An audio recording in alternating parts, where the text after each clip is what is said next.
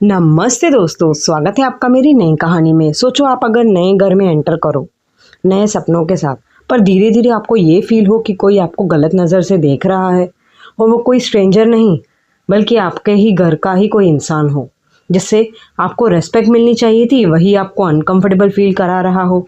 मेरे साथ भी यही कुछ ऐसा हुआ है और मैं अंदर से बहुत घुटने लगी थी, डरने लगी थी। पूरी कहानी ज़रूर सुनना, आखिर तक सुनना, बहुत इंटरेस्टिंग है और कुछ ना कुछ आप ज़रूर सीखोगे।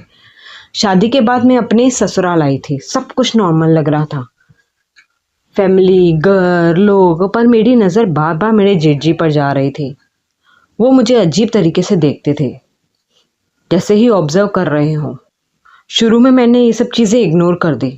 मुझे लगा शायद मैं ही ज़्यादा सोच रही हूँ, ओवर थिंक कर रही हूँ, अपने दिमाग में बहुत सारे ख्याल बना रही हूँ। पर उनकी नज़र मुझे हर बार अनकंफर्टेबल कर देती थी, क्योंकि वो मुझे देखते ही ऐसे थे।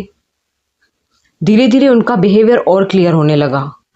वो हर मौके पर मेरे पास आने की कोशिश करते थे, कभी बात करने के बहाने तो कभी हेल्प के नाम पे बहाने, बहुत कुछ। मैं उनसे दूर रहने की ट्राई करती थी, पर घर का एनवायरनमेंट ऐसा था कि मैं ओपनली कुछ बोल भी नहीं पा रही थी। मुझे अजीब सा डर लगने लगा था।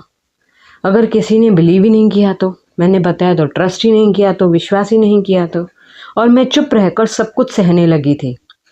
अंदर ही अंदर घुटने लगी थी और टूट रही थी। एक दिन बात सच में हद में बढ़ गई थी, हद पार हो गई थी समझो। घर में सब लोग बाहर गए हुए थे और मैं अकेली थी।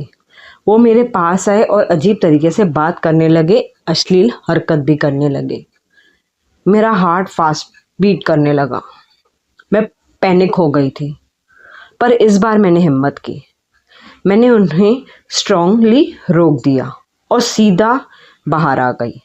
उस मोमेंट पे मैंने डिसाइड कर लिया कि अभी मुझे कुछ ना कुछ करके घर को बताना पड़ेगा, घर वालों को। उस रात मैं बहुत रोई, पर मैंने अपने पति को सब कुछ बता दिया।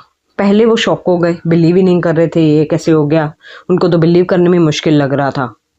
पर जब मैंने उन्हें हर सिचुएशन डिटेल में बताई तो उनका एक्सप्रेशन चेंज हो गया।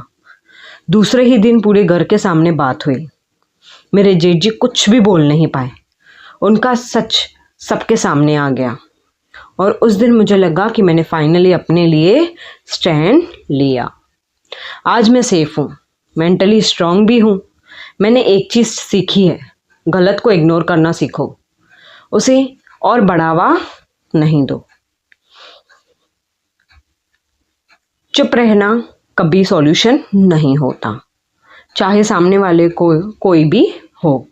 रेस्पेक्ट कॉम्प्रोमाइज़ नहीं होनी चाहिए। कुछ मन में बात चल रही हो, बोल दिया करो, और अपनी आवाज़ उठाना ही सबसे बड़ी हिम्मत होती है। अब कमेंट्स में अपनी राय ज़रूर देना, लाइक शेयर एंड सब्सक्राइब ज़रूर करना, प्लीज़ सब्सक्राइब करना।